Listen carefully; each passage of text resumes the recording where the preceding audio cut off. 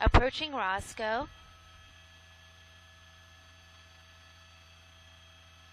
We're hearing on the scanner that the suspect may have knives accessible to him in the car.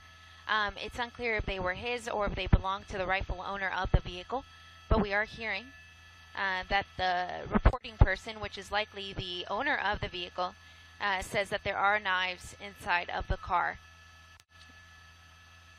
If they are in the rear portion, he's unlikely going to be able to reach those as he's driving, so we'll hope for that as his pursuit continues here southbound on the 405 freeway.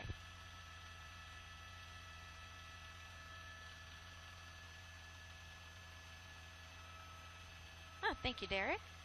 My pilot, Derek Bell, is telling me that the traffic will get a lot slower as we continue here southbound and make your way over to the west side. He just cut that driver off, so that guy's not going to be happy, but fortunately he didn't manage to hit him, so that's if there's any good news here, it's that he doesn't appear to have hit any other vehicle so far. He did, of course, assault a police officer with that vehicle at some point, so we believe he did use the vehicle in the course of that assault, and of course the car is stolen as well. Traffic is slowing down significantly, moving over to that first lane from the left. We're at Sherman Way.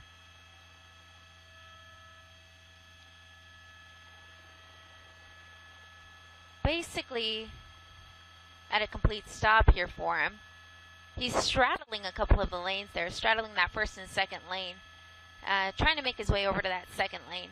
So let's see what he's doing here.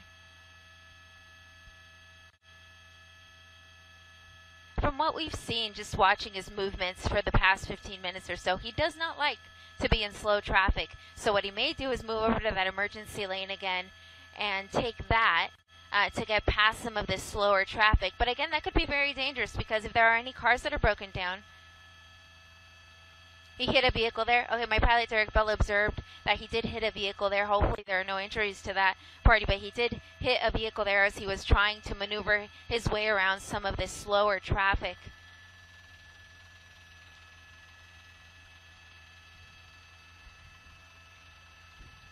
Yeah, we're hearing CHP maybe trying to get behind the vehicle now.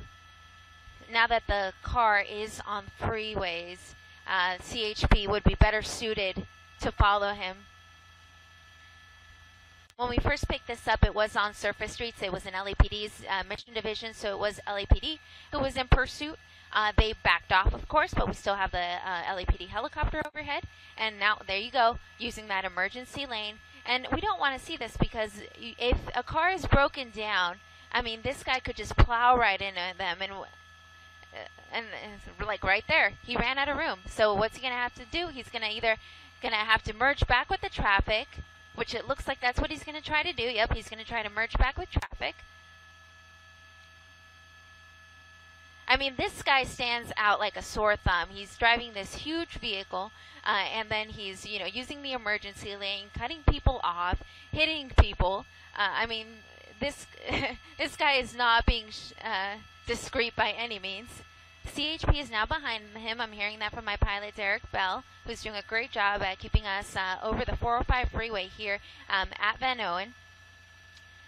So you can see the CHP unit there at the top of your screen. We've got the suspect vehicle there in the center.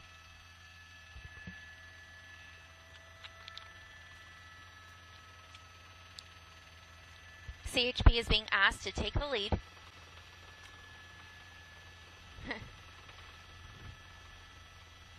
Guy continues to drive in the emergency lane.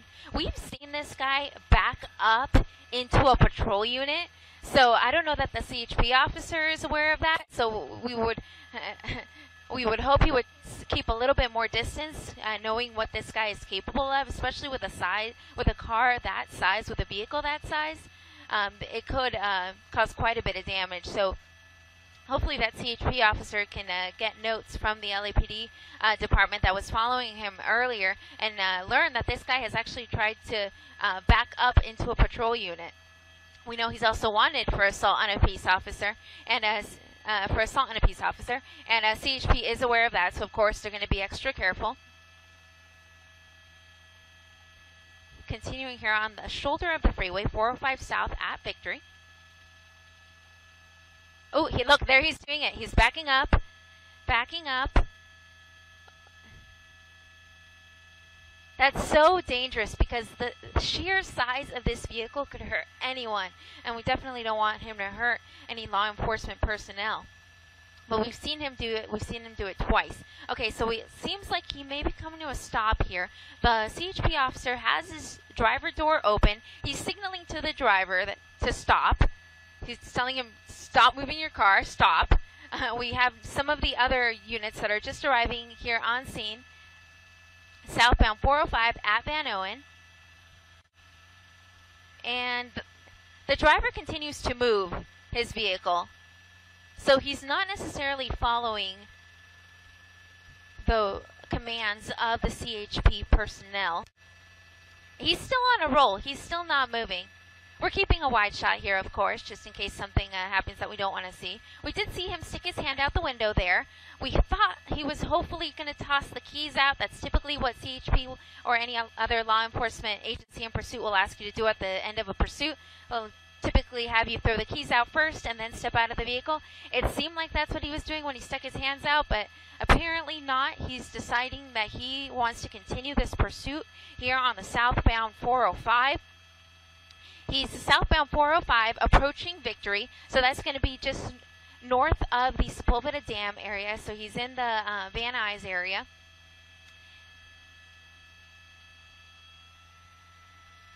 Continuing here on the southbound 405, I'm going to pull out so you can see this is a slow area. This is just typical slowing, and we see that he's straddling the exit lane there as well as the freeway. He may be looking to exit. If he does, this is going to be Victory Boulevard. This is going to put him just on the north side of the Sepulveda Dam recreational area, but it's unclear what this guy wants to do right now. He's still straddling that lane. CHP officers are getting into place in case he decides to give up. Ideally, they would probably not want this to end right here where there's so many people around the suspect vehicle, but of course they want this to end. So if this is where the guy decides that this is where he wants to end, then this is where it will end. CHP will try to get some of these other vehicles out of the way, out of crossfire, just in case something happens. But for now, this guy is straddling the exit lane there for Victory Boulevard on the southbound 405. Again, for those of you just joining us, this is a stolen vehicle suspect, Grand Theft Auto to be exact, and he also is wanted for assault on a peace officer. It's not exactly clear. Ooh, okay, there you go. He's deciding he wants to exit. He's going to exit at Victory. He's not going to continue southbound on that 405 freeway, so he's going to take the Victory Boulevard exit off the 405 south. He's just going with the flow of traffic here. It looks like he's setting up to go, that lane can go either left or right, and he's decided to go to the right. He's on Haskell now. Haskell is a north-south street that runs just parallel to the 405 freeway. It runs just on the west side of the 405. I'll pull out so you can see just what the proximity is with the freeway. CHP is now requesting that LAPD take over now that the pursuit is back on surface streets. He's getting awfully close to that other car there, so hopefully he doesn't hit him. But, oh gosh, this is going to be really close. I mean, you feel for these other drivers who are completely unsuspecting and don't realize what's going on. But they see the patrol unit, so that they know that this guy's wanted for something. Let's see if he tries to back up again like we've seen him do before. I'm going to pull out here so that we can get some of the police units in the picture as well. And, yep, sure enough, he's trying to back up again. He's reversing. Turns out he's talking to the other driver in that other white vehicle that's just to his left. Unclear what he's telling him, of course. CHP would like to back out of this since it's now on surface streets. They'd like to have LAPD, which was the initial division on initial police force on scene. They'd like to have them take over as this guy continues to reverse here on Haskell. He's awfully close to that car. It's unclear what he's trying to tell him. Like, hey, move over, buddy. It's really unclear. But we do know he's talking to that other driver. And the other driver says, I want nothing to do with this. I'm out of here. And now the suspect vehicle is going to continue northbound on Haskell.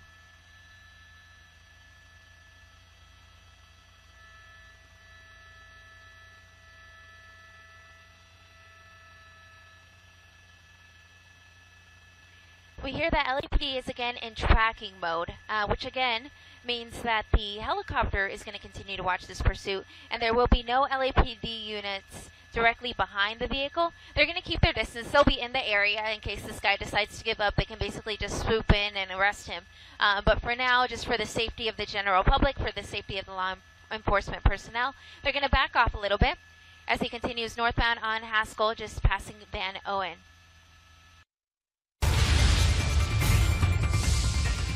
8:19 in Southern California. We have some breaking news. Mark Kono and Sky 5 HD over yet another pursuit. This one moving pretty slowly through the Sepulveda Pass. Mark.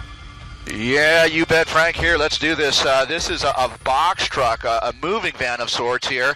No confirmation of exactly where it came from here, but this all started out of LAPD's Mission Division, believed to be somewhere on Haskell, is where this pursuit started here. Now, from what I understand from the police sources above, is that this started out as some sort of a domestic dispute, turned into a stolen vehicle, the vehicle being that van that that big truck that you see moving northbound here. Now, we are moving parallel to the 405 freeway northbound along Haskell, and we've just passed Van Owen Street. We're just coming up on, say, Bassett Street, Marlin Place, Hart Street, Vose, and Galt Street here, and the driver of this van, the stolen van, is doing some pretty erratic things here. Now you see him backing up along Haskell here. The LAPD is on scene and has been for the better part of about 15 to 20 minutes at this point. This pursuit was on surface streets for a time, and then it was southbound on the 405 freeway where he encountered traffic, and so there was enough traffic that he decided it best to get off the freeway so that he could try and further this pursuit here, but he got off on Victory and turned right on Haskell, and now northbound on Haskell, just past Van Owen, and now we're in more of a semi-residential area here. Okay, no worries. Northbound on Haskell here, and again, just parallel the 405 freeway over on the west side of it. The LAPD airship is above and has been for about 10 minutes at this point, but look at this guy driving into oncoming lanes of traffic. Oh my, okay, widen out the shot, widen out the shot. Look at this. Okay, good grief, look at that. My goodness, okay. Oh, he's going to follow that guy through. Okay, no, he's not. He's going to stay along Haskell here. You see what we're dealing with here. The LAPD is in trail of him for a time. The CHP was also in pursuit while this thing was on the 405 freeway. The LAPD apparently turning this over to the CHP, but now we're back on surface streets. The LAPD has retained control of this pursuit at this point here. Now, northbound on Haskell, you saw him in the opposing lanes of traffic. There are people who are seeing this truck come at them, and they're virtually just staying still, or they're trying to get out of the way. You saw just moments ago as he was in the oncoming lanes of traffic, it looked like he was going to go head on with a couple of those vehicles. They quickly reversed out of the way, and it looked for a time that he might follow them through the intersection and try and go westbound there. But now we're coming up on Sherman Way. We're going to be coming up on Sherman Way. Widen out the shot just a touch or tilt up. There we go. That's going to be the intersection of Sherman Way where we have cross traffic ahead. So let's see what he does. It looks like he's just going to make the approach to the intersection, stick his nose out, and see if he can get through here. But apparently he's forced himself to stop there. And we have cross traffic right on Sherman Way at Haskell here. Now, if he goes through the intersection, he is going to be staying on Haskell. But it looks like if he makes a left turn westbound, now he's got cross traffic ahead that is refusing to give up on this guy. It's okay. Made that westbound turn along Sherman Way, and now we're going to be westbound Sherman Way from Haskell. Very slow-moving pursuit, but there you go. Here's a peer. Here's a look into the driver window there as he makes his way westbound, and we are essentially moving over towards Van Nuys Airport, probably no more at about 20, 25 miles an hour here. So, again, a very slow-speed pursuit here. This van not able to reach too high speeds here, but, the danger, of course, being that this being a big, heavy vehicle, the possibility of him being able to ram, any of the other vehicles. And with that said, I do understand from the air unit above that on the freeway, he was actually along the right shoulder here and actually backed up into a couple of black and white units. And so the danger there, so he's got that stacked up against him as well here. Gotcha. So, here we go. This guy's facing kind of a multitude of charges at this point, including a probable Oh, my gosh. Okay, what's he going to do? He's going to go right through the intersection here. Assault with a deadly weapon here, guys. But at any rate, slow-moving westbound on Sherman Way, and we'll be coming up on Valjean here in about a quarter of a mile or so. But before that, we're going to be coming up on another major intersection here. This guy has plenty of time to work with here in that he is moving at such a slow speed. We do have LAPD units that are following him, giving him about a quarter to maybe half a block of space here. So we do have units that are in pursuit of him or who are basically trailing him. The LAPD airship right there through the center of the shot there. Great shot, guys. Mark, if he continues on Sherman Way, you were talking about Van Nuys Airport there. The air traffic, I mean, that's a very busy municipal airport. Will you be able to continue to track this? What's going to happen there? Well, let's see what happens here. We're already talking to the control tower here. There is traffic moving in and out of the airport here along the north runway, runway 34 left. But I can tell you that should he stay on Sherman Way actually crosses right underneath the main runways here at Van Nuys Airport. So if he crosses under Sherman Way, we should just be able to cross over the airport at that point. But, we're coming up on the intersection right now. Let's kind of see what he does here. But, we're talking about, my goodness, Sherman Way, and he's turning north. So he's essentially staying along the east side of the airport here, now turning northbound from Sherman Way. What is that, It Woodley? looked like a spike strip. Yeah. Yeah, they just got him with a spike strip, so that is going to further disable the, oh, look at that. Okay, and there are trash bins in the back. Okay, so those trash bins in the back. You see those things moving around in the back of the truck there. But again, we're moving northbound from Sherman Way and just kind of making our way along what I believe to be Woodley Avenue here. Woodley Avenue northbound. And beyond Sherman Way, we'll be getting to another intersection here, and that should be about Saticoy. So we're just kind of moving northbound here, and this guy refusing to give up. You saw him being spike stripped right there, so there is certainly the possibility that this truck could be disabled in the near future with potentially some flat tires here. Yeah. If you're just joining us, this is a pursuit. We just joined it about 6 minutes ago in the San Fernando Valley, right near Van Nuys Airport. Began from the LAPD Mission District as a domestic dispute, became a stolen vehicle involving this truck, and now we've seen the spike strip deployed. That means that truck is somewhat disabled. You can see he's going right through intersections, not paying attention to traffic lights. A very dangerous situation with a very heavy vehicle. And then you wonder, too, if this is a stolen vehicle like it's being, called at this point. If you jump into a big truck like that, a big moving van, I mean, it takes some time to figure out how to maneuver a truck like that. Because we're seeing all kinds of erratic movement, really hard for this person to stay in lanes. And my guess is maybe, he doesn't know how to handle a truck like this. It's slow moving, but we're now seeing speeds pick up here. What street are we on now, Mark? We're still on Woodley Avenue here. We just passed Saticoy Street. Now we'll be coming up on Roscoe Boulevard here. So essentially still one block from Van Nuys Airport over on the east side of it here. So we're northbound on Woodley. And you see, traffic in front of him. He's got a school bus. It looks like a school bus in front of him. And he's just going to be approaching Roscoe in about a block or so. So let's see kind of what he does here. It looks like he's kind of slowing down, speeding up, going into the opposing lanes of traffic. Very dangerous maneuvers here, especially given the fact that this is a big, heavy truck here now. It looks like that back door basically slid down, but it looks like a cargo of basically some trash bins. Don't know if they're full or not at this point, but now about half a block away from Roscoe, and he just passes that school bus taking that center median there. But again, northbound Woodley, just coming up on the intersection where he does have a red light and he does have cross traffic up ahead. Is he going to go into the intersection? This is he's going to stick his nose out again, and wow, what a dangerous deal here. Okay. Northbound on Woodley, and it looks like he wants to go through the intersection here, but maybe thinking about a right turn here along Roscoe. But let's see what he does here. He's got a big rig right there. He's got several vehicles right behind the big rig that he's going to have to contend with. So hopefully he doesn't go too far in and put himself in a situation where he gets T-boned by another vehicle here, by another innocent commuter here, but remains northbound. Gets through the intersection. Took him a little bit of time, but gets through the intersection. Now northbound on Woodley, past Roscoe into the residential area. So now we'll be moving in more towards the North Hills area. Mark, I don't know if you saw it, but it looked like LAPD tried to deploy another spike strip there. I don't think that one was successful. They did hit it earlier, and it looks to me like the driver has had some control issues with this truck.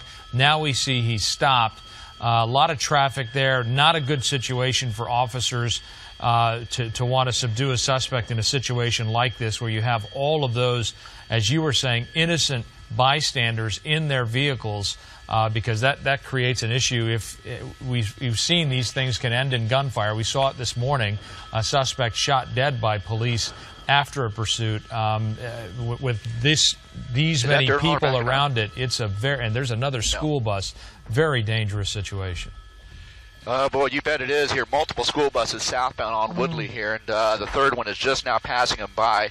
That dirt hauler, I don't know what the situation there was, but you saw him essentially nose to nose there, corner to corner with that dirt hauler. But now the suspect is continuing northbound on Woodley, and again, we're just coming up into the North Hills area here. We do further understand, and this was from the police source, that again, this started out as a domestic dispute. This rolled into a stolen vehicle. Now this pursuit, it is believed that the driver, the suspect in this case, may have some weapons, some knives of some sort, knives, multiple. We just don't know at this point, but we understand knives might be involved here. So, yeah, an exceedingly dangerous situation here where cross traffic and oncoming traffic is being affected. You can see with Sky Map 7, he is on Woodley Avenue, and he is coming upon another truck in front of him. So the speeds are low because, Leslie, as you mentioned, they threw out several spike strips. He's run over spike strips already, but it's as if he's trying to get into another truck, and so now we're losing the signal. We lost it right there. Don't know. Okay. We see him getting out. At least we saw him get out. He's running, He's got a weapon in his hand. Oh! He's got a weapon, and he is trying, or does he? It could be a walkie-talkie. Trying to get back in his truck. It looks like Sky Map off. Switch Sky Map off. We might end up, this might be another shooting if he, nope, they did not. Yeah. So thankfully for our viewers at home, we're not able to see exactly what's happening. He had something in his hand, whether it was a weapon or some sort of walkie-talkie that he was trying to break out the window. He wanted to get, remember, we saw him at the dump truck, and he was we were trying to figure out why he was doing that, but he opened his door as if he was going to get out. This time he did get out and tried to get in to that other large vehicle, and now officers have him down on the ground. Amazing restraint if shots weren't fired, because that was very close proximity to each other, and that person was obviously showing no intent to surrender. Right, and they're in close quarters here. It appears that 4 of them have surrounded him. He appears to be on the ground. We don't have visibility of him right now, but another officer opening the truck that he was trying to get into, and we see the person who was in the driver's seat of the other truck motioning, but they are trying right now, about 5 officers trying to restrain him and bring him out of this close area and hopefully have him handcuffed, and hopefully this will be over. But it appears that he was the only one in that Penske rental truck, and you can just catch a glimpse of him right here. It did appear that he had a weapon in his hand or something in his hand and tried to knock out that window. Well, this began about 7:25 this morning. They initially, LAPD responded to a report of a stolen Penske truck, and the pursuit was on the 405 for a short time.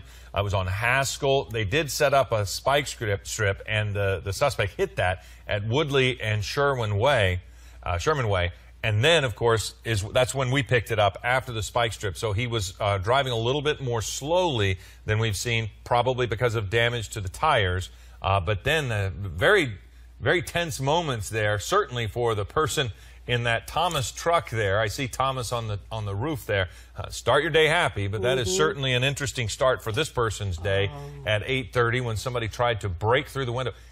I can't really, he's being dragged out. It's not that he's being necessarily combative, but he was extremely dangerous there for a moment to any number of people. Looks like they might have less than lethal force used on him. That's what she's got. She's got a taser in her hand there with the green. So that stays connected to him. Yes. So then if he continues to be non-compliant, they can hit that again and provide another shock to him. But generally speaking, when you're hit with one of those, if you're aware of your faculties, you generally start to comply. It is quite the jolt to your system. So now it looks like they use less than lethal force. And again, as we mentioned a moment ago, amazing restraint by the officers, because it certainly looked like he had a weapon in his hand when he hit the window of that truck. It really did. And you can see how quickly violence can happen when you are the other driver and suddenly somebody's coming around trying to carjack your vehicle. It happened so quickly, and that person was lucky that the window was rolled up and that the suspect could not commandeer his truck. Well, you see officers trying to identify the person. That was the wallet they were looking through there. It does not appear as if the person is in need of medical attention. It does appear as if he's down, and certainly the windy conditions there. So several officers, LAPD has this person surrounded. Again, it began as a stolen pursuit, or stolen truck. The suspect finally stopped the truck at Woodley, south of Parthenia. This is in Van Nuys. So if you're trying to commute through this area, this is Woodley, just south of Parthenia in Van Nuys. This person had tried to get into another truck, which has now been moved. You can see that other truck has been moved. So the Penske truck, which was damaged by the spike strip, he tried to get, it seemed as if he was talking or maybe had pulled in front of that tow truck to keep the tow truck from going anywhere. We kind of wondered why he was in the turn lane. So he had tried to stop that tow truck apparently, but when the tow truck started to move around him, he tried to get out. We thought maybe he was going to try to get in that tow truck. He did the same thing with that other truck, and we saw him bashing on that window. Yeah, I thought maybe he was possibly trying to surrender, but he was probably his intent was to get into that tow truck. And they have the taser, as you can see right there. We do have confirmation that they did tase him.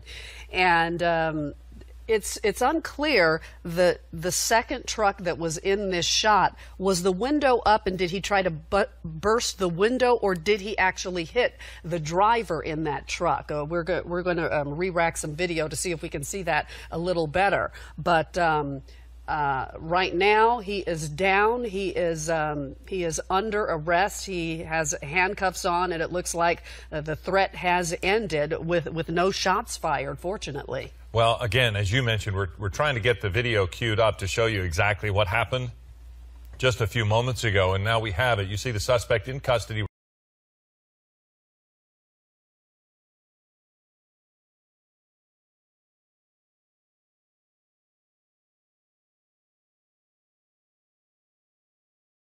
Scene. And the only reason that's of concern is now I'm hearing the ground units. This ground unit right now, he is dispatching the location right now. So he's calling out the speeds and the location. We're 10 westbound, approaching Central Avenue, about 75 miles per hour. Going to ask my pilot here whether or not that San Bernardino County Sheriff helicopter is still on scene if we have visual. That may be a little situation here where they're going to have to call for additional resources. Again, fuel may be an issue. The sheriff's helicopter may have departed to get fuel, so that means we may be waiting for another agency here who can assist. So again, Ontario PD helicopters coming up on scene here in a second to assist, but we understand maybe it's the sheriff's helicopter that had to land because I'm just hearing the ground units calling out. So again, westbound side of the 10 freeway here, we're just approaching Monte Vista. You can see right next to that blue big rig, this black vehicle pulling that trailer is the one that's stolen. We understand there are 2 occupants in this vehicle, and this pursuit's been going on a little over an hour right now, west on the 10, coming back now into LA County.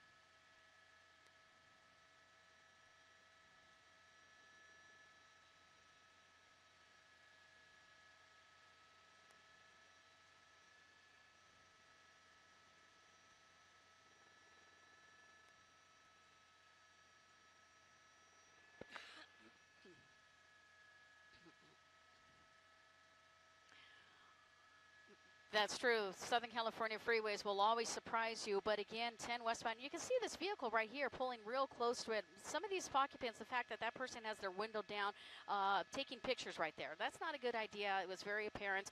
They were driving right next to this vehicle and taking the opportunity there. That creates a little problem there for law enforcement officials. We're 10 westbound. You can see officers are still close behind there. We're approaching San Antonio. That's a major street that's underneath the freeway. Our next major intersection where you can exit is going to be Town Avenue. So we're right by the LA County Fairgrounds. That's the kind of proximate area. The fairgrounds are going to be to the north of us. San Bernardino Sheriff officers are still close behind. I think these are the units out of the Rancho Cucamonga area. So again, the fact that this vehicle was taken out of the Pico Rivera area, you said, most likely right now, those dispatchers, again, we never give them credit. Those guys, ladies and men, work very hard behind the scenes. They're passing information along, most likely to the LA County Sheriffs. If this was stolen out of the Sheriff's Department jurisdiction or anywhere in that area, they are already on the phone with them, most likely getting some information. When was this car taken? In the commission of a crime, they want to know all the stories, the address of where this car was taken. So it kind of gives you an idea, okay, well, whoever stole this vehicle may be from that area. So now we're going to alert this agency. We might be having a pursuit coming into your area. It's been going on for about 70 minutes right now out of the Inland Empire, considering we're west on the 10 back into LA County. Chances are, probability, we might be seeing it get back close to the area where this vehicle was originally stolen from.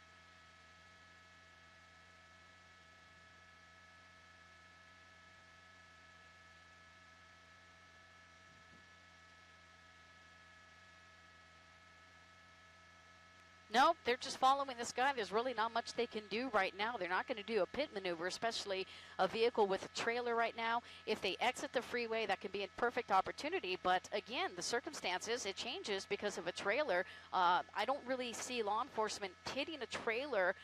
Again, they may have trained for it. I'm unfamiliar with that particular situation. And deploying a spike strip, well, we can't really do that right now on the freeway.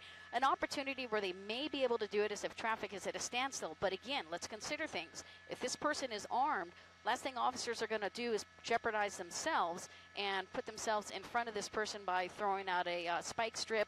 Sometimes they do it in the interest of the safety of the public in order to get this pursuit to an end. But right now they don't want to agitate this person. The fact that we have speeds relatively slow, 75 miles per hour, we're not seeing any aggressive driving, swerving from lane to lane. So another thing that they hope for is, hey, you know, this has been going on for a while. Perhaps this guy's going to run out of gas. It is a truck, an SUV. Looks like we do have these kind of vehicles can travel for quite some time. They have large tanks, usually capable of carrying over 20 gallons of fuel and then some. So that's a situation where sometimes they just simply run out of gas and the suspect gives up. But right now we're in Pomona, westbound 10. You're going to see the Kellogg interchange. That's where the 10 and the 57 come together. And he is continuing west on the 10 freeway, which is going to put him now into the Villa Verde is going to be our next exit. We're going to be by Cal Poly Pomona. So that's about where we are. Westbound 10, just crossing over the Kellogg split, continuing. Next major city is going to be West Covina, so most likely officers from West Covina and the Covina's areas are going to be aware that a pursuit is coming through the area here. Just in case if it exits their streets, officers could assist. CHP, Baldwin Park Division, most likely is already aware as well. Right now, though, San Bernardino Sheriff's still the primary handling this pursuit.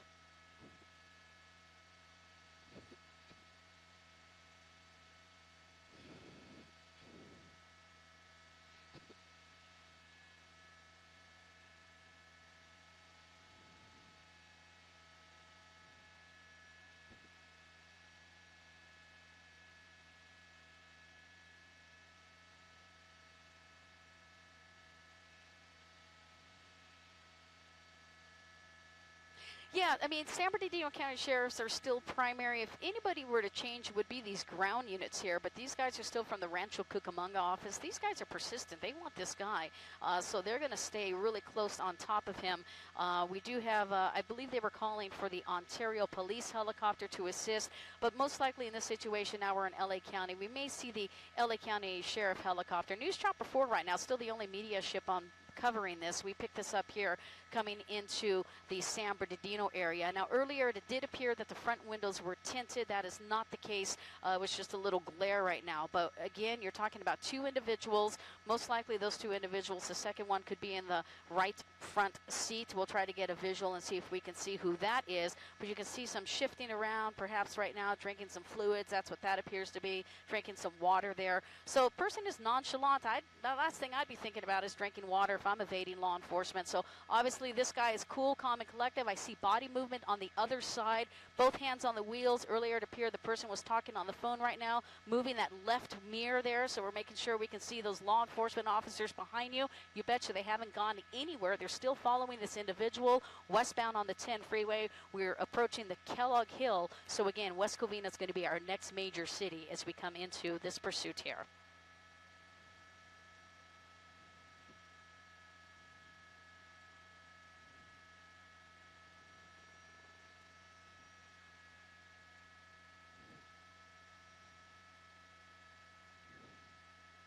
Can you get me a little front of it?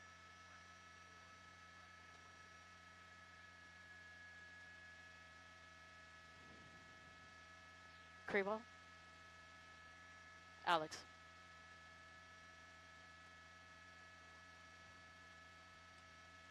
Move me so I can look at the through the front windshield, please.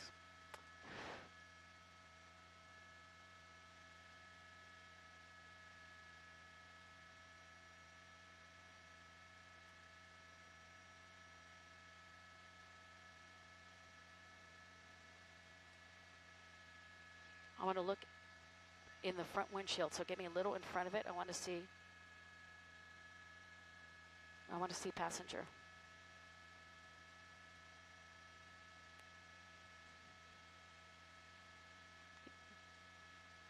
Get me on the other side. I want to see the passenger, please, if you can safely do that. Okay, well, okay, then keep it. I didn't know.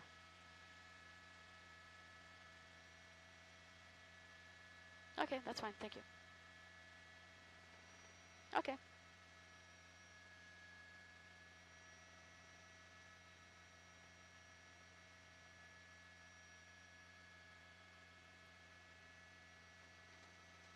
Yeah, we're 10 westbound, just passing over Citrus. I was talking to my pilot, Alex Crewell, here, trying to get on the other side. We got a little company now, so we're going to stay here. We're News Chopper 4 is in a really good position. And again, look at the clothing description. That's something that law enforcement officers are very interested to them in case this turns into a foot bail. We've got jean shorts, black shirt, heavily tattooed. I see tattoos on both arms there. So that's the description. There we go. Movement on the front there. So we definitely have confirmation of a second person in that front seat. Still trying to see if we can get a little ahead so I can shoot to my 6, so I can try to get you a view of who's in that passenger seat. A little tricky here, kind of tight on the shot.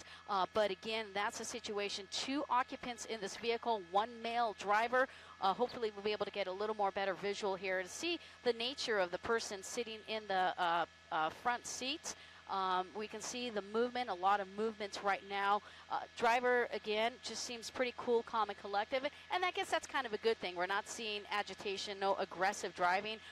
But again, still failing to pull over. This is good, Alex. Thank you. As we trying to see the person in the the right front, rather. All I can see is hand movement and stuff. So we definitely do have 2 occupants in there. And again, west on the 10 freeway now. We're approaching Vincent Avenue. I'm going to put back my regular frame here. And that's the story there. Let me pull out, kind of show you. San Bernardino County Sheriffs, they're still with him right now. We've got 4 units on scene. And listening now whether or not they're going to be handing it off to CHP. Still waiting for that. But I don't hear any evidence of that as of yet.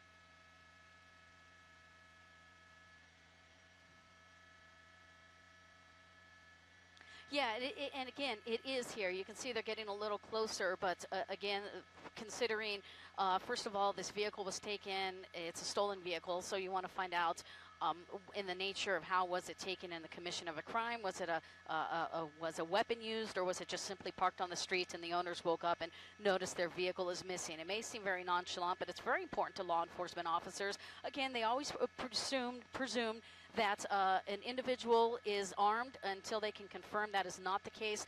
They want to really come into a situation and be aware of their surroundings and not be casual and just assume that the person is not armed. So officers take all these factors into consideration. Who is that passenger? Is that passenger a willing participant, or could this passenger be somebody who was taken against his or her will? So these are all questions that officers may be trying to figure out right now. Dispatchers are notifying agencies in this area, most likely that this pursuit is coming into the area. CHP, no doubt, is aware of it. Our next major freeway is the 605. 10 westbound approaching the 605 means that it's in the Baldwin Park jurisdiction of the California Highway Patrol. We haven't seen any CHP officers. Normally, we'll see CHP officers to the right blocking traffic from getting on the freeway. That's not the case. We don't really see any evidence of that. All we know is the LA County or San Bernardino County Sheriff's Department still following this vehicle, and the fact that it was taken out of the Pico Rivera area, well, you know what? We're approaching the 605, so chances are we could transition to the 605, which will take us back to Pico Rivera. We're about 2 miles away from the 605, so only time will tell what this guy decides to do.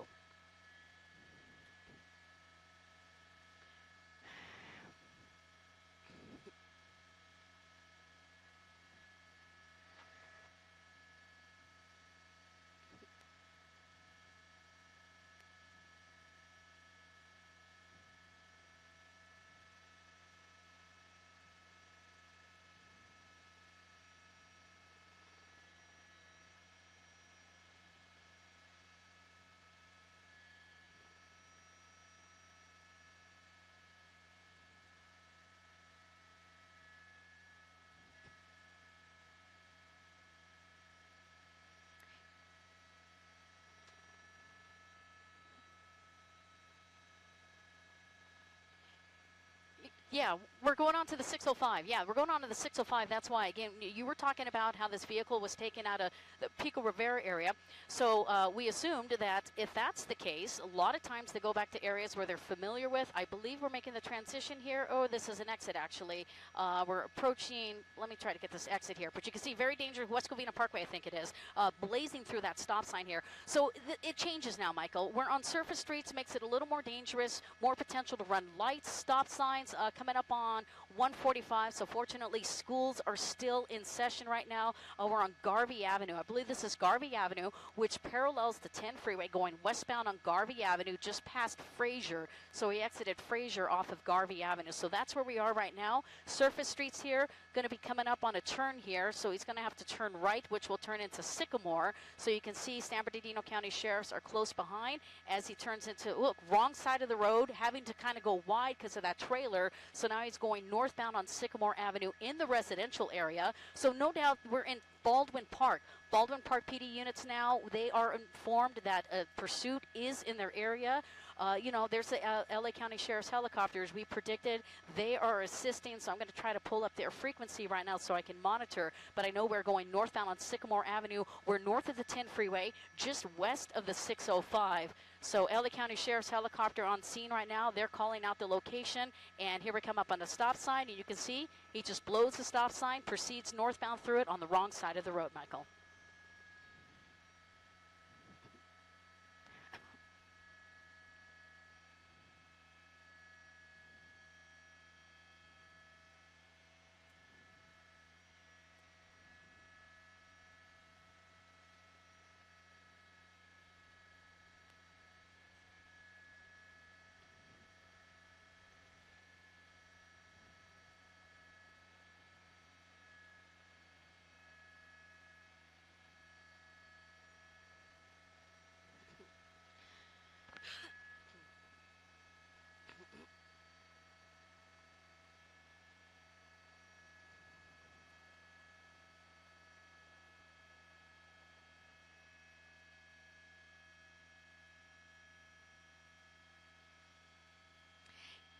Yeah, Michael, my mistake. We're east of the 605. I may have said west. We're east of the 605, and we've turned on Ramona. So we're going eastbound Ramona. There's the LA County Sheriff's helicopter. Eastbound Ramona from Sycamore. So we are east of the 605, south of the 210, and just north of the 10 freeway in the Baldwin Park area. You can see as he comes up on intersections here. Fortunately, he has the green light, but he did run a couple of stop signs here. So it gets a little more dangerous as we're on surface streets. And you know, San Bernardino County Sheriffs, these boys and girls, they play with a different story here. They want this guy. They're still primary, so they're confident they're going to get this person here, and most likely, in fact, definitely they are. Squeezing through, right shoulder there. Oh, he is trapped. That car trying to yield. Again, confusing situations for drivers. You hear all the sirens and all the commotion. We're turning southbound on the street. We'll get that street for you in a second, but it's a small street. So people will pull over to the right, and sometimes they will block the vehicle being pursued, but fortunately we didn't see any ramifications as a result of that. We're still in a residential area now. This may be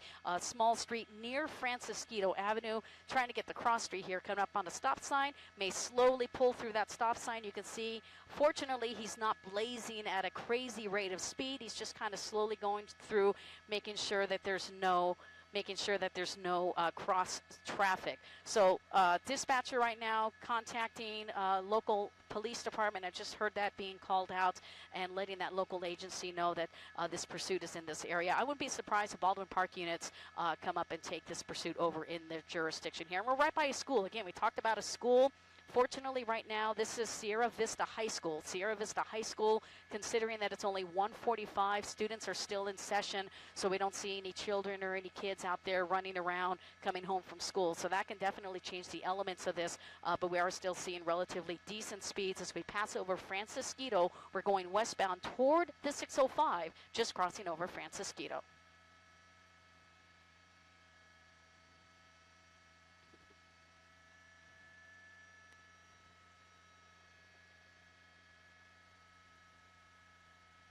Yeah, and again, it's their discretion. Here we go. We're going to probably go on the wrong side of the road because we have some slow traffic straddling the left and the right lane there. I'm trying to get the streets here. It's a little confusing in this area. All the streets are at a weird diagonal, if you see from my perspective. But we still have law enforcement officers really close behind. I believe we are going toward the 10 freeway, just blazing through that stop sign there. Didn't even slow down to check for any traffic. But again, I'm trying to see who the local agency is going to be in this area. We are in the Baldwin Park area, so most likely we're going to see those officers, LA County Sheriff's helicopter still above, and I think we're getting back towards the freeway. So there's your 10 freeway. I believe that's the Francisquito on-ramp, so there we go. We took a little detour through Baldwin Park. Good afternoon to you. And now we're getting back onto the 10 freeway, westbound 10, getting on at Baldwin Park Boulevard as we head toward the 605. And again, Michael, he could still go onto the 605. We're 10 westbound, approaching the 605 intersection here. So we may be going on to the 605 freeway here, going toward Pico Rivera.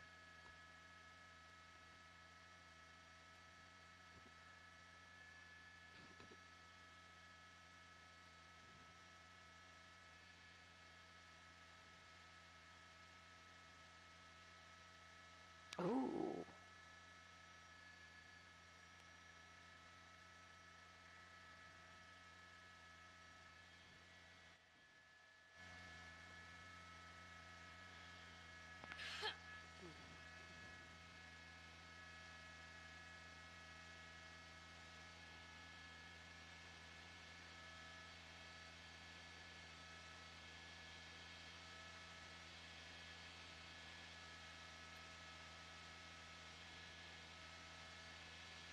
Yeah, getting a little more information right now. San Bernardino County Sheriff's is pulling out. California Highway Patrol is now taking over. Michael, I'm getting a little more information, which really changes the elements of this situation about the driver.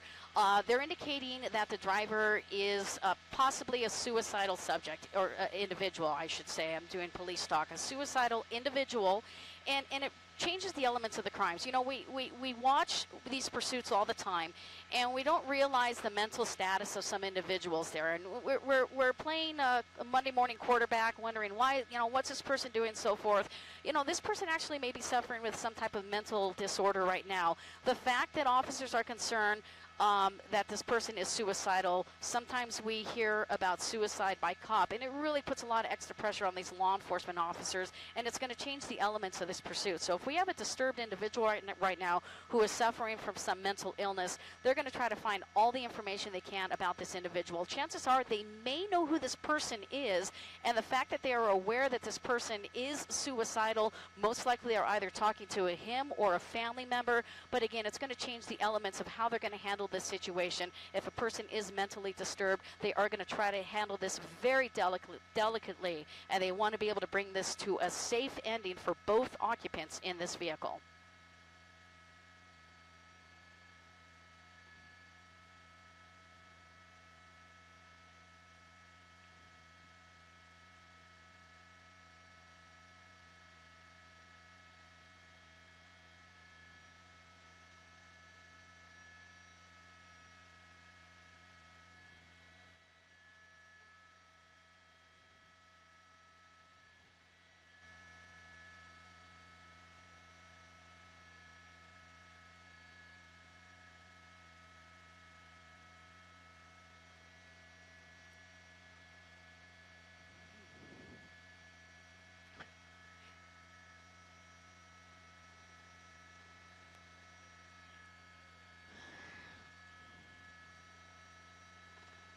Yeah, about that right now. We're approaching Temple City Boulevard, just past Temple City Boulevard, west on the 10 freeway.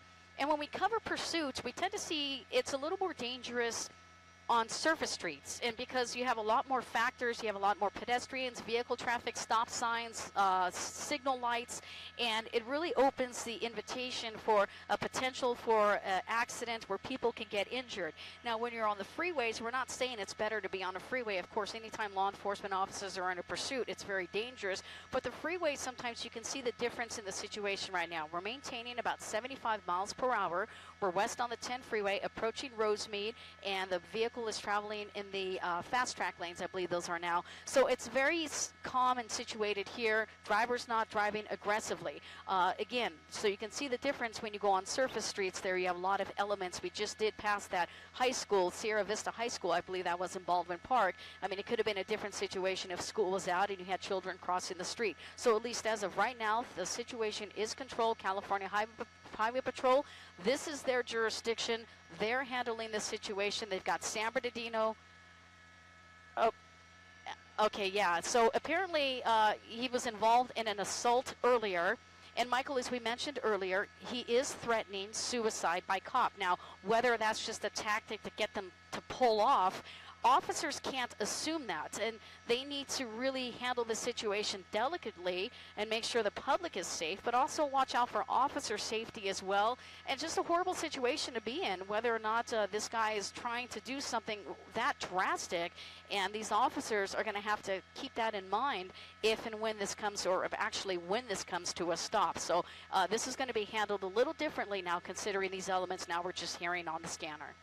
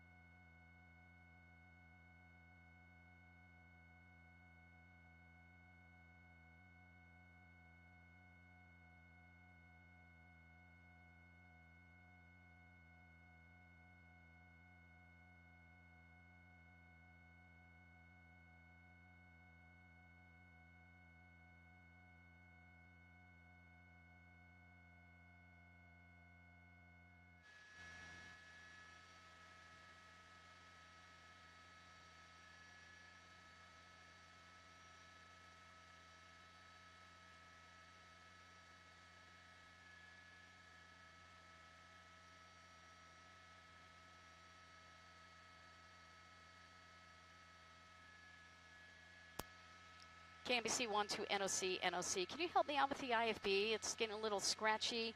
Are we okay on Santiago, or do you need me to switch?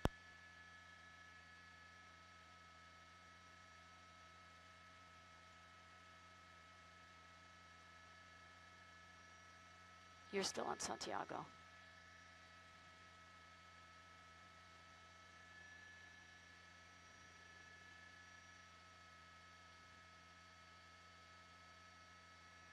Yeah, that was a CHP officer, and in fact, I'm not going to give the exact location, but they are going to do a spike strip, and they feel confident that considering the situation right now, CHP, they want to deploy a spike strip on the freeway here. So they want to try to bring this thing to an end. So you may see that happen here shortly. But again, that's the situation here west on the 10 freeway. We're coming into Alhambra right now. So we're in the Alhambra area. Fremont Avenue is going to be the next major intersection as we slow down here. You can see this vehicle here still traveling. 2 people in the vehicle west on the 10 freeway. Again, we don't know the relationship of the driver and the occupant.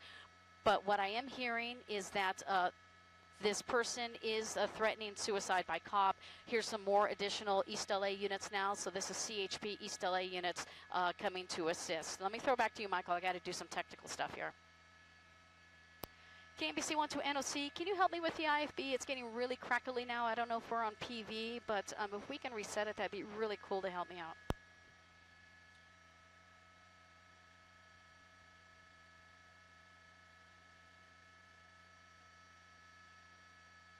That would be lovely. Maybe PV will help me out. Thank you so kindly. And I still got my back arrow.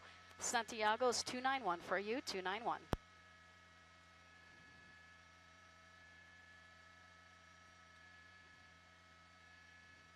Thank you, NOC. It sounds great. Sounds better.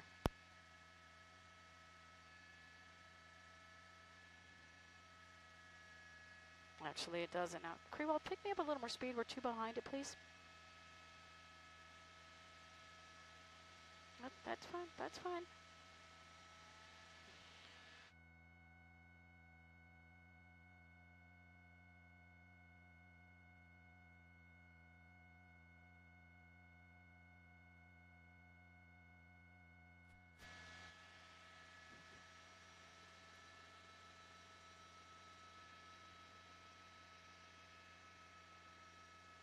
Yeah, wide open traffic coming into the East LA interchange. Baldwin Park units just pulled off, and East LA units are handling this right now. I'm listening to them coordinate right now. We're 10 westbound. We passed Fremont Avenue. We're in the City Terrace area. So we're 10 westbound, approaching City Terrace area. And I'm listening to this primary unit. She's talking about this vehicle about 75 miles per hour. They're trying to coordinate a spike strip. A little tricky on this freeway. But again, a CHP working here, 10 westbound approaching the East LA interchange.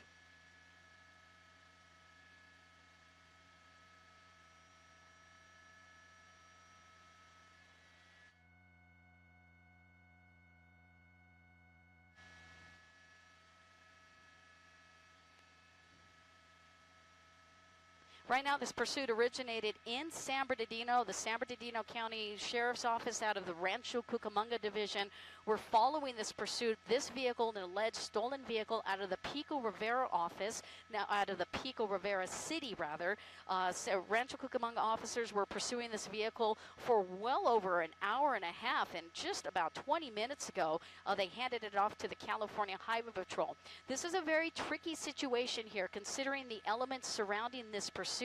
This Ford pickup truck with that trailer that's being pulled. We have 2 occupants in the vehicle right now. We know this vehicle was taken, a stolen vehicle. We don't know whether or not it was taken during the commission of a crime. We do know that the driver is believed to be armed, and the driver is threatening suicide by cop, which makes it a whole different story. Whether or not this person is suffering from some type of mental illness, it's a delicate situation. Officers need to be very careful on how they handle this, not only for themselves and the public, but also for that passenger and the driver. They want this driver to get the necessary help he needs and get this person safely into custody as we come into downtown Los Angeles. We're still on the 10 westbound, and we're going to be passing Hooper Heliport, if I'm not mistaken here. It's going to turn into the Hollywood Freeway, so we're going to be coming through the downtown slots area on the 101 freeway northbound here shortly. But again, this pursuit's going on for almost I'd say about 80 minutes right now. It's been going on for quite some time, maybe 2 hours here, but News Chopper 4 covering this here. We picked it up out of the Fontana area, and now we're coming into downtown Los Angeles here, north on the Hollywood Freeway. Michael?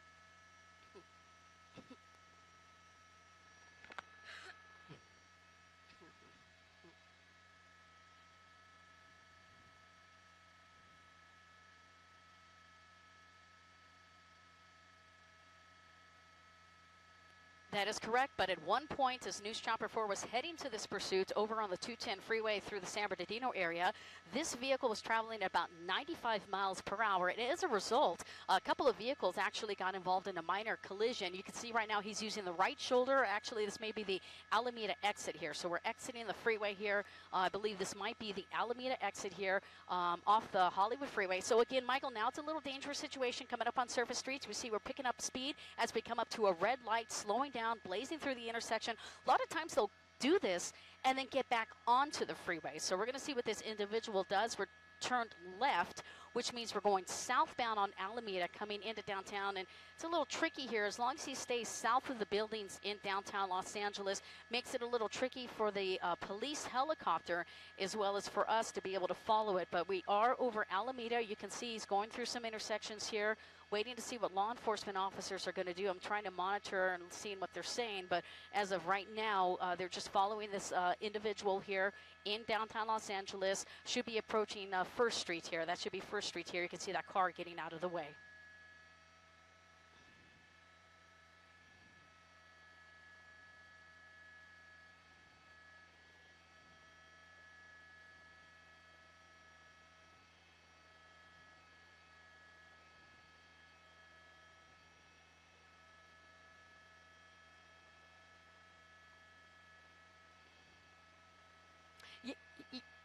Yeah, right now, there we go, just doing a little work there. And again, when we get on surface streets, it changes the elements here. We have a lot more traffic, surface street traffic. We're coming up on intersections here. Whether or not the person blazes through some of these intersections, a lot of times that can create dangerous situations. A lot of pedestrians innocently crossing the street, and then all of a sudden you have a vehicle that blazes through an intersection, possibly could hit a person. So it is dangerous when we come up on surface streets here. We're southbound Alameda. We're coming on the wrong side of the road here. Wrong side of the road is traffic is stopped. No cross traffic, fortunately, no cross traffic. Continuing on Alameda, we're headed to the 10 freeway. So we're passing 6th Street, so southbound Alameda, passing 6th Street, CHP still close behind. We're in LAPD's downtown. There's LAPD right there to the bottom of your screen. They're aware that this pursuit is in their jurisdiction. However, CHP is still on scene, going right through that intersection, red light. And you can see close call, almost hit that red car. So that's why it's a lot more dangerous when we're on surface streets here. Southbound Alameda here, and you can see this vehicle still evading law enforcement officers. And Michael, this thing's been going on for what? I'd call it about 2 hours right now, just shy of.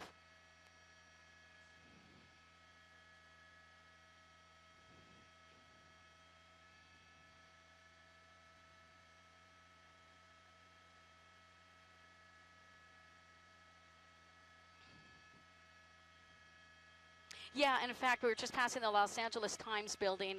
Dispatch, again, great job that dispatchers do. We really don't realize all the work behind the scenes. Dispatchers are relaying information to law enforcement officers as we make a turn on the westbound street. We'll get that.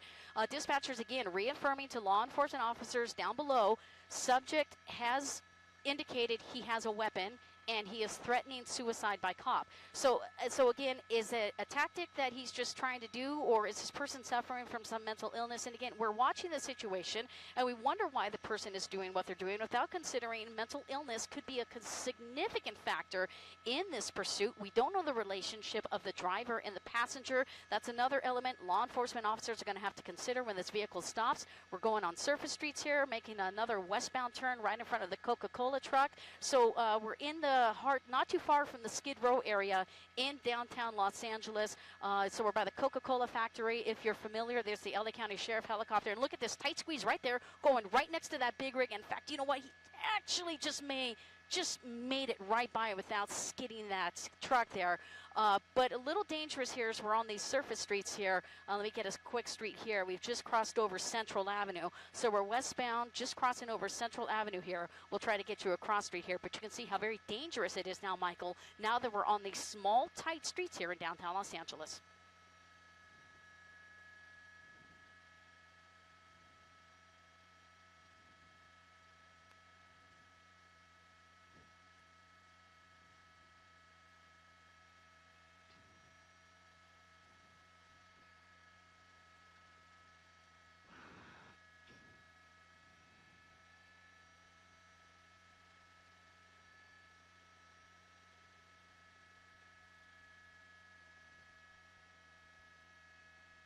Right, and again, is it hearsay? Is it from a third party, or did this person actually contact law enforcement officers?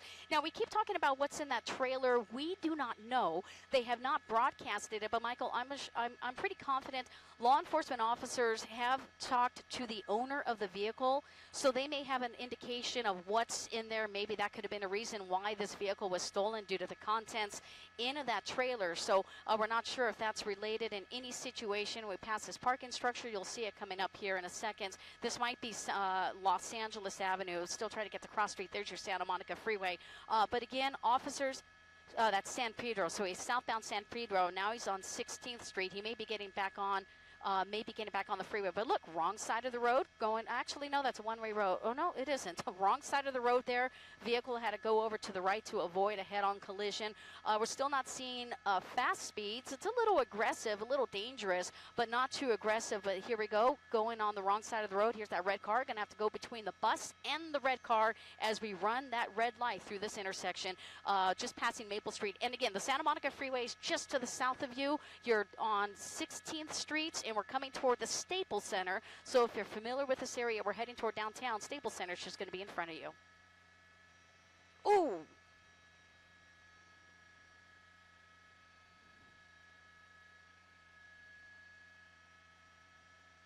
Yeah, Carolyn, I'm sorry. Repeat that one more time. I have scanner traffic up loud. I'm sorry. Go one more time, my friend.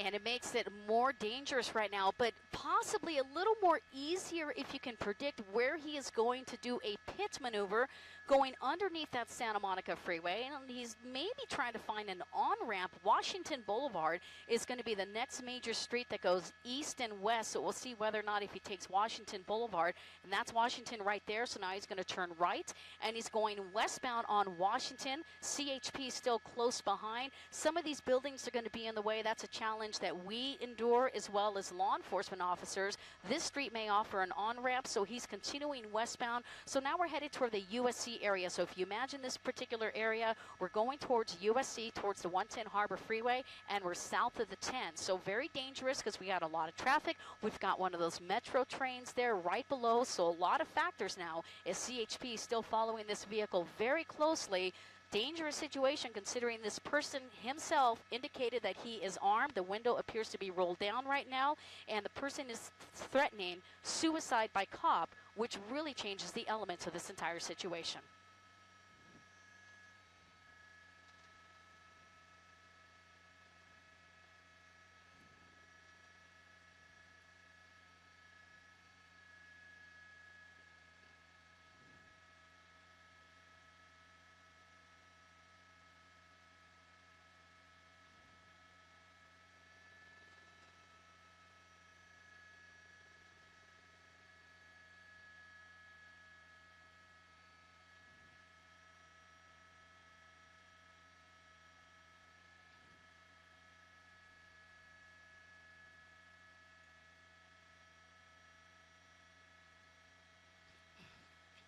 Yeah, it's very dangerous right now. CHP, you can see it turning off of Washington Boulevard, a little fast on that turn.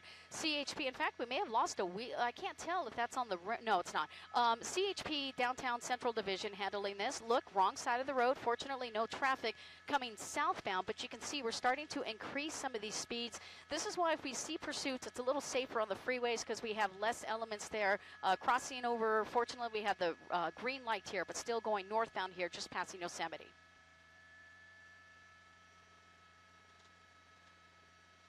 That is ideal, Carolyn. In fact, that's what they want to try to do. But in order to do that in such a vast area right now, you kind of have to predict where this person is going. And most likely LAPD, they're monitoring this. We saw an LAPD unit. Most likely they're going to be set up on some intersections trying to predict exactly which way this person is going. And they may be able to try to deploy a spike strip. So now this might be, I want to say Olympic. Might be Olympic here or Venice. This is actually Venice Boulevard. So we're eastbound Venice Boulevard, headed back towards downtown LA. CHP, LA County Sheriff helicopter, and no doubt LAPD all working together to try to bring this possible suicidal subject to a stop here and bring this person into custody and get this particular individual the help that he may need.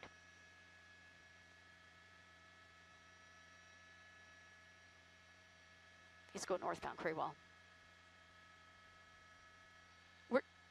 We just turned on Venice Boulevard. We're going northbound. I want to say this is, I want to say Figueroa. We're just passing Staples Center here, the convention center.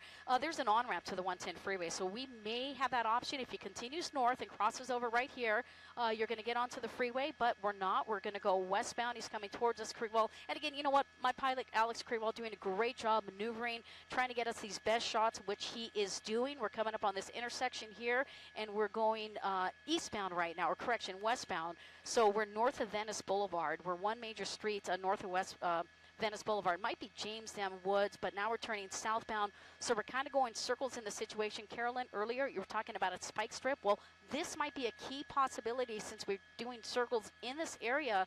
It would be again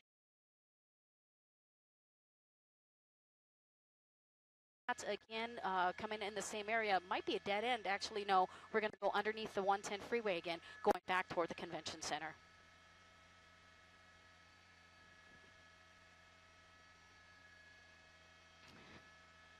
Yeah, he just had a perfect opportunity, so I don't know what his story is. He wants to stay in this area near the convention center, and that can be, again, ideal for law enforcement officers, considering we've already been in this area. There's Venice Boulevard. Now we're turning eastbound on Venice Boulevard, or actually, yeah, I think it's Venice or James Wood.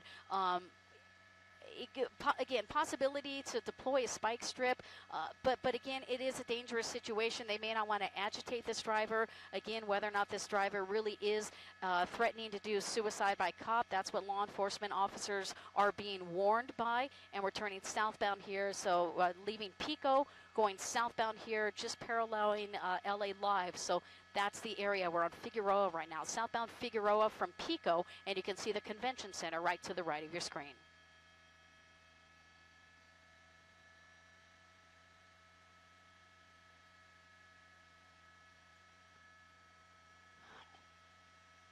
We saw movement from the passenger, and Carolyn, we don't know the nature of the relationship between the driver and the passenger, whether or not law enforcement officers are already aware of that. That can be another element that they need to consider. If this vehicle, as I've been mentioning, was stolen, well, how was it stolen? Was it stolen, it was parked on the street and the owner saw it just disappeared, or was it taken in the commission of a crime? Does the passenger know the driver? Is he or she being held against their will? These are all questions that law enforcement officers are asking to find out. Going northbound on a small street here. Small streets in this area sometimes come into a dead end. So we got the 110 freeway right there. In fact, I think we were here before. May have an opportunity to get on-ramp. So again, I think this might be an on-ramp going under the freeway. And yes, so we're going to get on the 110 freeway. Is it the 110 or the 10? I get turned around sometimes, but that's the 4-level interchange, and it appears, Carolyn, this driver is opting for the North 110 freeway. Michael, you and I have been covering this for a couple of hours. We were earlier talking about afternoon traffic. Well, now it's 2:15, and we're starting to see some of that afternoon traffic here in downtown Los Angeles, north on the 110 freeway. Considering he's still on the right shoulder, is he going to stick with the freeway or get off on the next exit?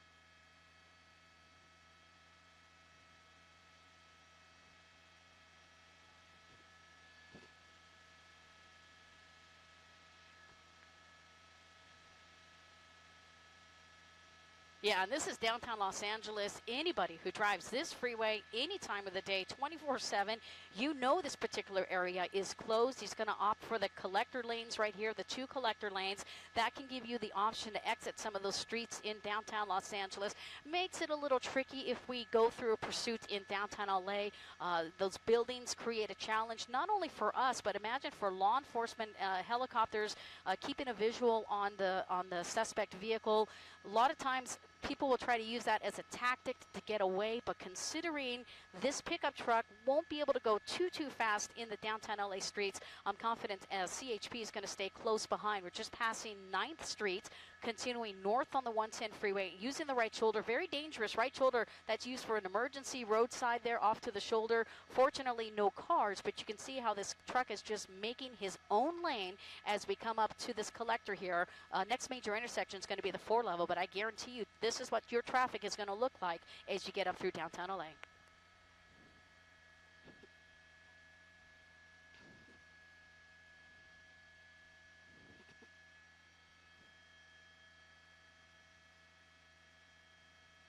Exiting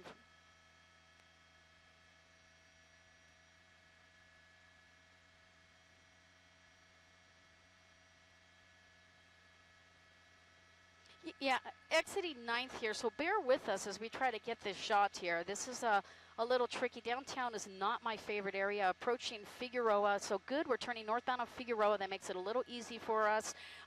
Figueroa, right in this area, Alex. We're continuing northbound. Alex Krewell doing a great job getting us these shots. Just gave me the thumbs up. He's aware of where it is. There it is. Figueroa is a one-way street. So fortunately, we won't have any of those elements. See, and there's the CHP, the sheriff's helicopter. He doesn't have vision right now. He's waiting till it comes past that building. Considering that it's a one-way street here, we're not going to see any potential possibilities of driving down the wrong side of the road. Figueroa is going to take us as a sideway. You can get back onto the 110 freeway, or you have an option to get onto Sunset Boulevard. So there's many options here. Not sure what this driver is going to do, but again, a very dangerous pursuit. Surface streets in downtown Los Angeles.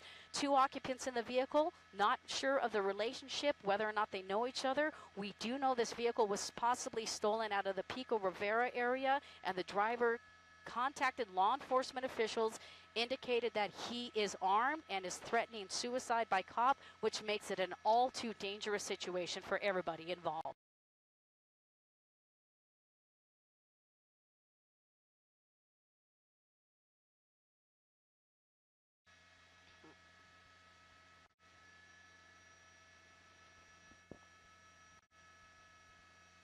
Got you. I don't want to. It's going right under his crew wall. Do what you need.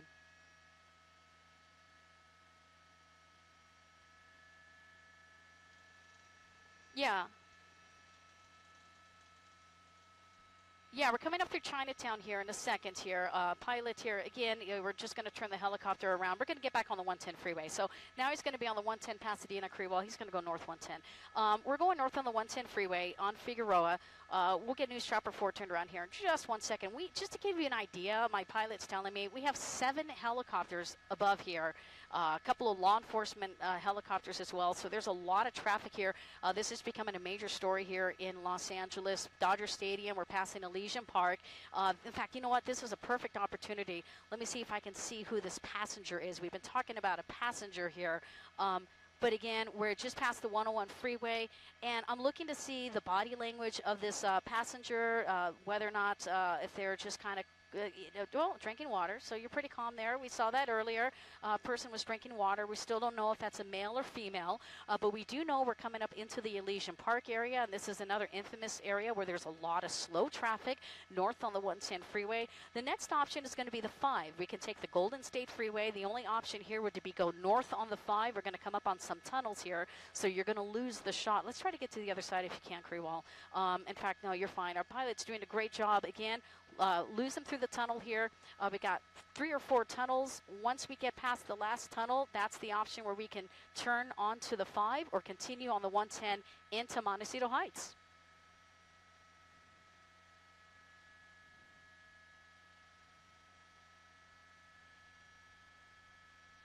Krewell, what's our fuel situation, my friend? 35 minutes. We can wait for Gil if Gil's going to take over for me. You got that, Booth? Roger. Krewell, we're going north on the 110, my friend. You got eyes on it, right? I'm good if you want to get it on the other side if you can. Okay. Perfect.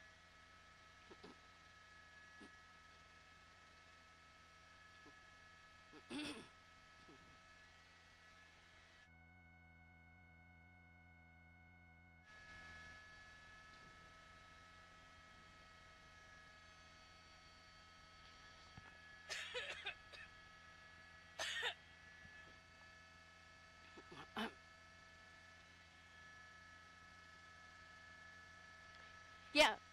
Right now, we are on the 110 freeway, the Pasadena portion coming into the Montecito Heights.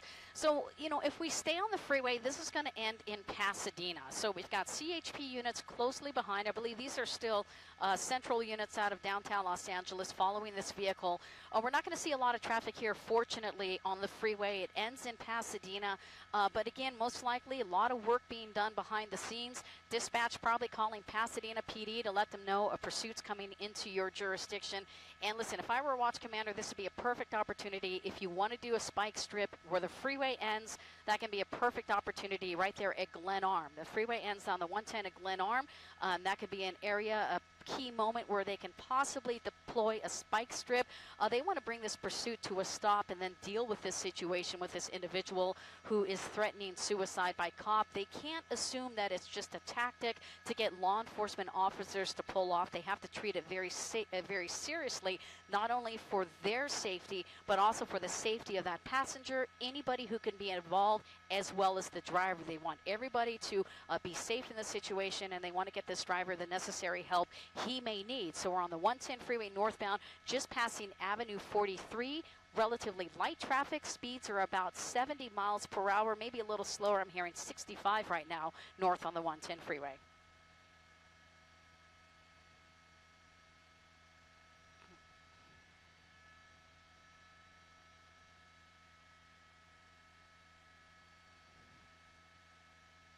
I don't think so. In fact, I'll kind of pull out. I highly doubt it. Those units, unless if these are them. Oh, no, these guys are persistent. You know what? They play to a different game. These guys are great here. They're still with it. And I mean that with all due respect. These officers are still here. They were the primary at the beginning. They want their individual. They're going to get this person. But what they're doing right now is they're letting the CHP handle this pursuit right now because this is their jurisdiction. San Bernardino Sheriff's out of the Rancho Cucamonga office. They're way out of their jurisdiction right now, so they're not familiar with these streets. So that's why they're secondary. They handed the primary off to the California Highway Patrol.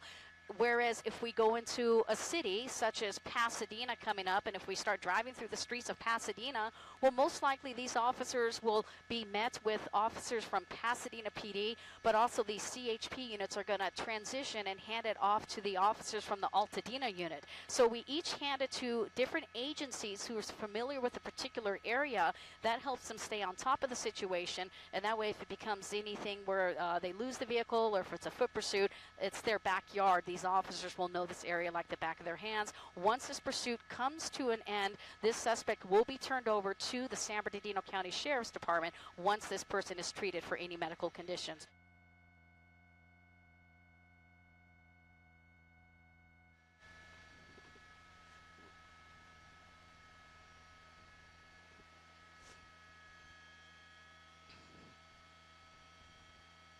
Now, it's going to make it a little tricky here. Again, we see law enforcement sometimes do amazing things, but right now I don't think a pit maneuver would be much of a, would be too effective. If you're going to pit this thing, I think you're going to maybe jeopardize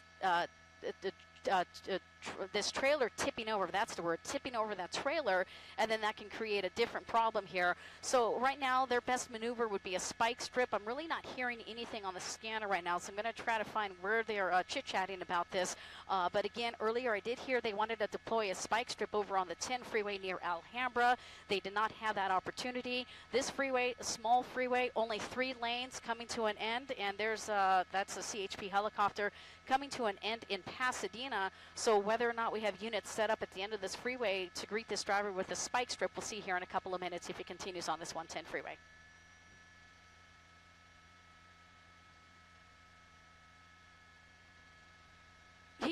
He is. In fact, about 65 miles per hour is what I hear. And really, this freeway was built, one of our first freeways. Safe speeds on this freeway, even for you or I, is 55 miles per hour with all these turns. So fortunately, we're not seeing any aggressive driving. We're just crossing over Orange Grove. So this is Orange Grove in South Pasadena.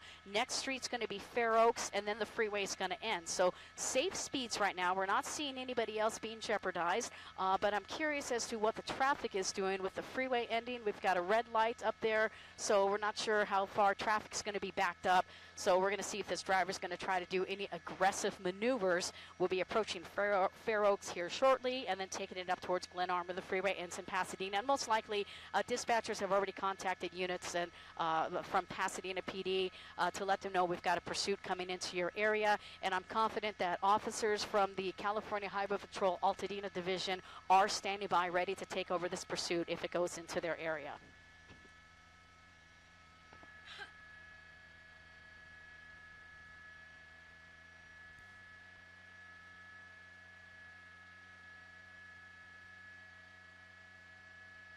Yeah, and we were covering this pursuit at about 1:45 when we went through Sierra Vista High School, I believe it was, in Baldwin Park.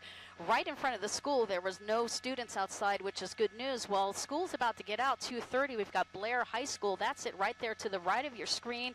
Students may still be in session, fortunately, so we're not seeing all that additional traffic. Here's Glenarm. This is where the freeway ends. Let me just kind of zoom ahead.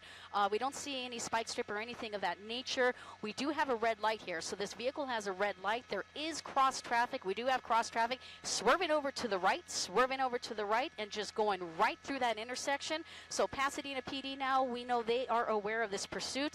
This turns into Arroyo Parkway. So Arroyo Parkway, this is just a little west of Fair Oaks, one of the major thoroughways in Pasadena. We followed a pursuit in this area as well. So we've got Arroyo Parkway as we come up probably on Del Mar or California is going to be your first major intersections here in Pasadena.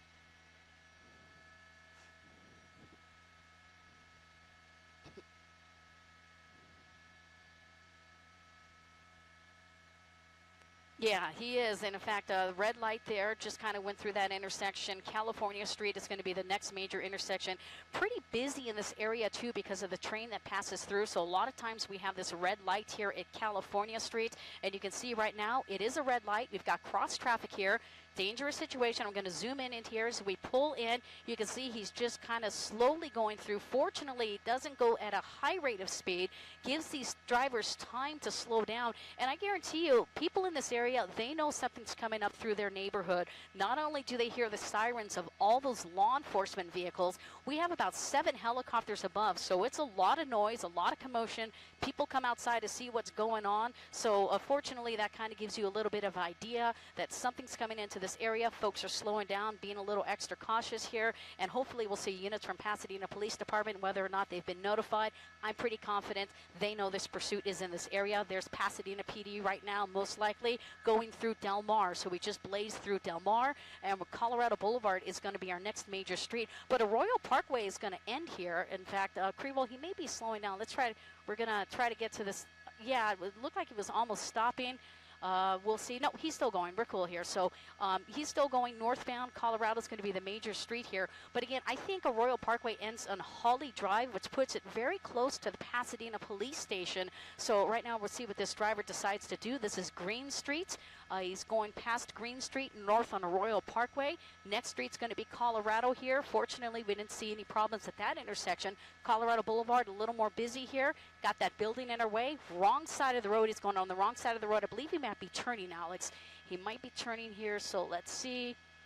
A little hard to see right now because of the building, and he is turning. He's going westbound on Colorado Boulevard.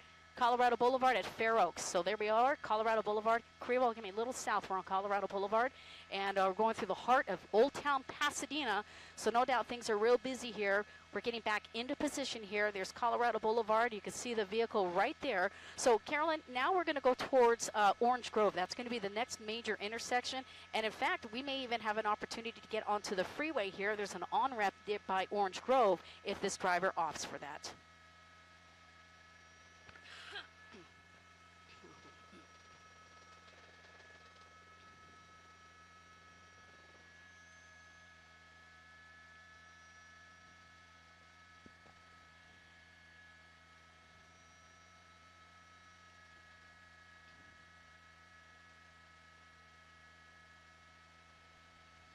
Yeah, he's going down a one-way street here. Forgot the name of the street here. It just parallels. That's the 710, also known as the 210 freeway. It's a one-way street here. He essentially is going back towards Del Mar.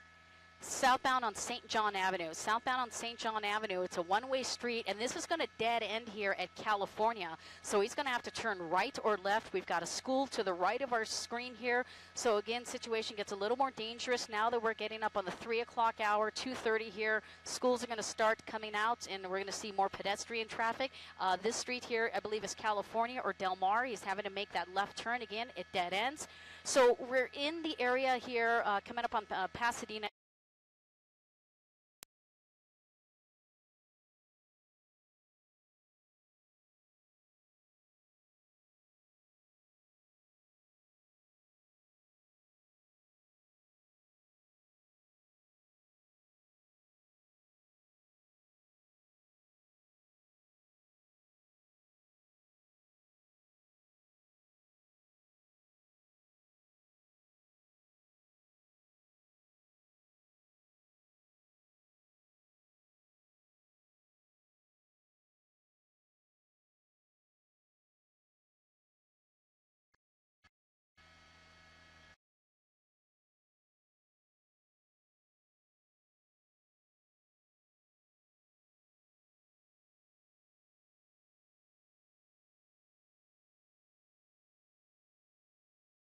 210 eastbound.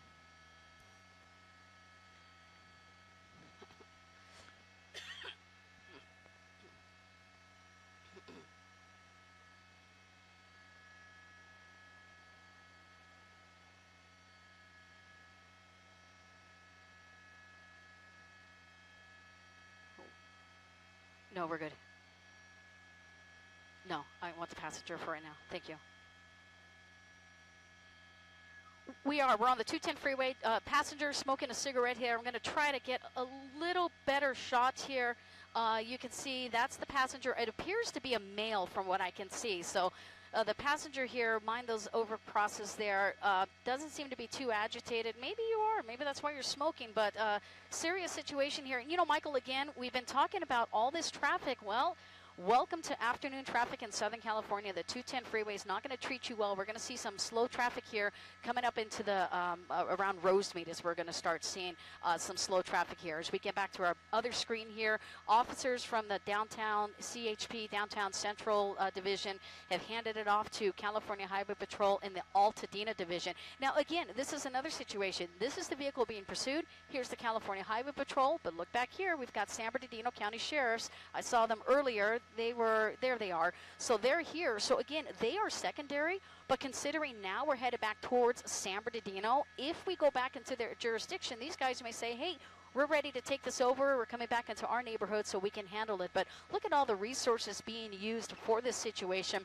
And this just isn't a regular pursuit, considering this individual is considering some type of violence, made a threat to himself, officers, indicated he had a weapon, and he's threatening suicide by cop. You really have to take into consideration if this person is using that just as a tactic. You can't assume it. You have to assume this person is suffering from some mental illness, and it really escalates this situation where officers are going to have to be as delicate as possible, but they also want to make sure public is safe, as well as officers, the driver, and the passenger.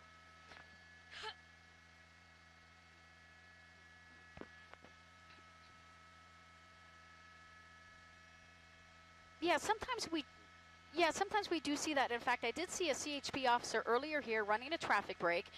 He was slowing down some traffic there earlier. An officer was doing that. Really, nobody's going to get by. You see, they kind of have a barricade there, so nobody's going to get by. We may see officers at times block the on-ramp, as you mentioned.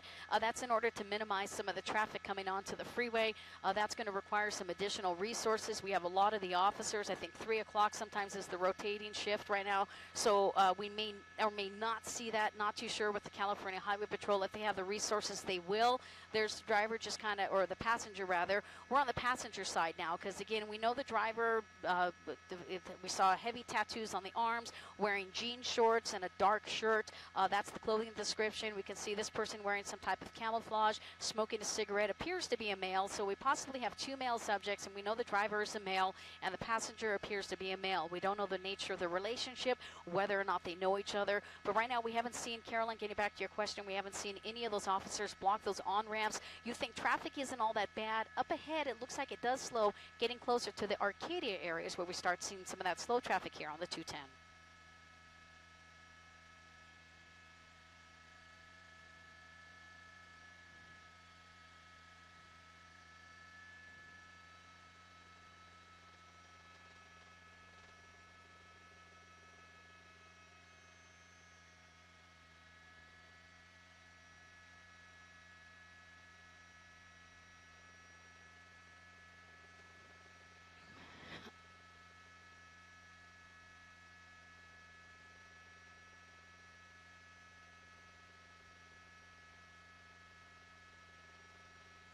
Exiting the freeway. Slowing down Crewell. It's ending. It's ending. Let's turn around. Okay, so it's going to be a delicate situation. I'm going to be careful on how much I zoom in here, considering, but I see his hands. So you know what? The hands, let's go on the driver's side. Crewell's doing a great job, both the driver and the passenger. And look at that, somebody from the back seat there. We may have somebody else, but right now, okay, right now I do see everybody's hands are out. Yeah, the keys are coming out, so I'm going to keep a tight shot there. As long as I can see the driver's hands, I am not the only one who wants to see those hands. Law enforcement officers as well.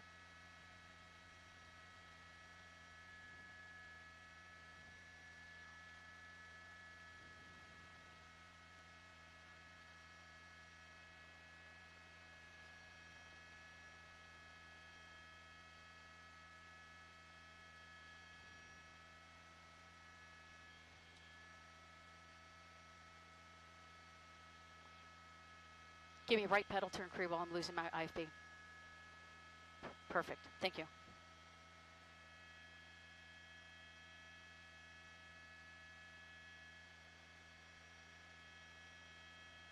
Yeah. I'm sorry, guys. Go ahead.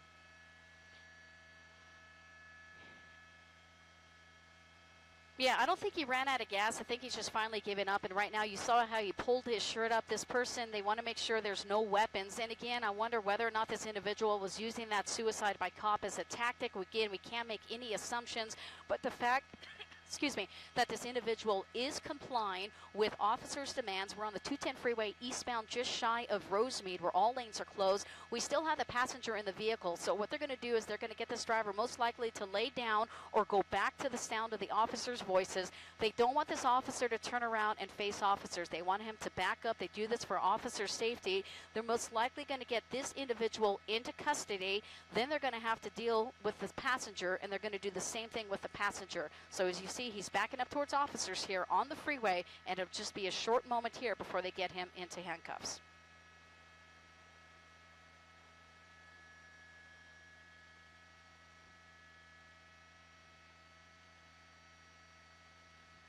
The K9 unit is a vital resource here in case if somebody decides to run. Well, the dog is going to be released, and the dog is going to use to apprehend you. So you can see officers making contact with this first individual. They're putting the driver, this is the driver, they're putting him into custody. Fortunately, if this person really was serious about suicide by cop, we don't see anything of that happening right now. This is in the Pasadena area here on the 210 freeway eastbound, coming up on the Rosemead exit. So again, the fact that this person was making those type of threats, we're happy to see that's not the case. This person most likely, though, may be evaluated mentally and may be taken to a hospital for a 24-hour or 48-hour psych hold because of the types of threats that this individual made. Now we're going to focus on the passenger. Passenger is going to have the same situation here where this passenger is going to be told to exit the vehicle. Don't see the hands right now, but they're most likely going to wait and bring this person out and do the same thing as they did to the driver. Get me to the other side.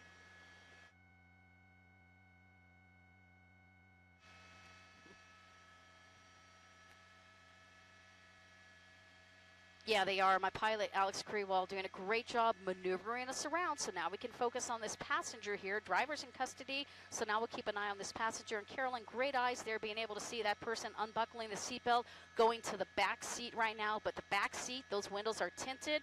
Officers still have to be very careful. As long as we see both those hands right now, officers do have control of the situation. But once those hands go back inside, that can create a dangerous situation. And in fact, right now they're having him exit from the front seat of the car. So again, same situation here. They're going to have him back up towards officers. Eventually, you're going to have to remove that hat to make sure nothing's underneath there. Lift up your shirt, and they're going to have him slowly back up towards officers. Same protocol as they make sure this person is safely taken into custody.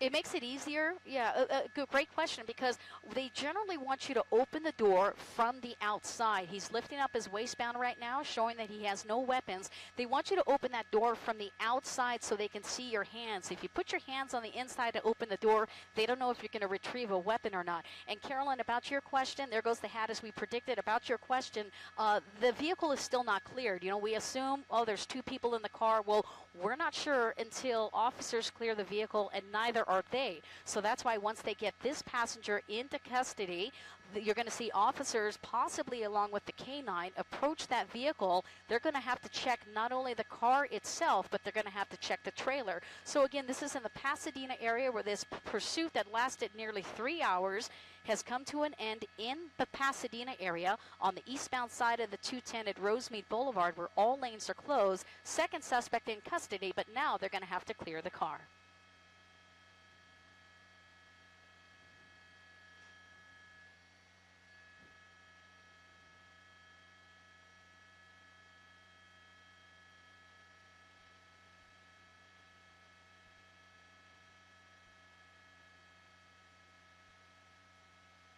It does, and in fact, Yeah, and all these officers here are now dealing with this. They're checking the trailer.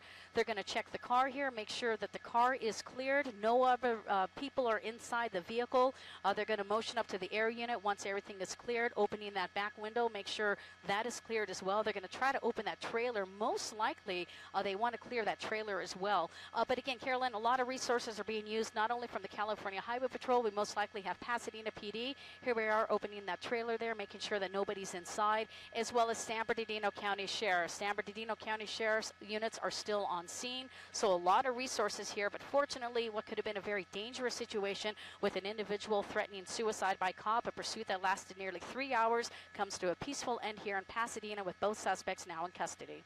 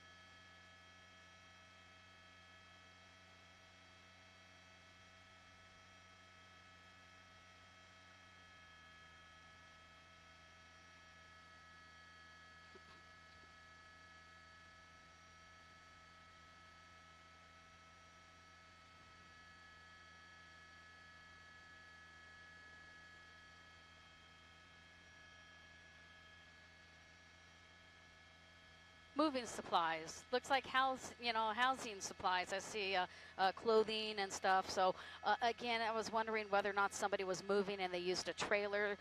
So that's what it is. That's what all this came about. Fortunately, and again, the reason why they opened that is they wanted to make sure that nobody was hiding in there. They wanted to make sure that nobody was locked in there. So that was definitely a very safe thing to do. They didn't have the key, so they had to cut that open. But fortunately, this vehicle has been